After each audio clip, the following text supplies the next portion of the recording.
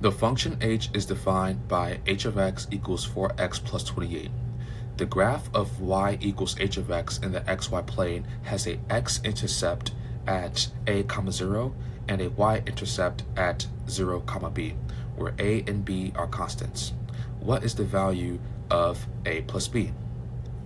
So what I'm going to do first is highlight our question. In this case, what is the value of a and b, with a and b being the x and y intercepts respectively? We have our equation here, which is a linear equation, 4x equals 28. So we can solve this in two ways. So we have our first coordinate a, 0, where y is 0. So h of x being y, we can find a by setting h of x equal to 0 and solving for x. 4x plus 28. Subtract 28 on both sides. Negative 28 equals 4x. So x is equal to negative 7. So we have our a.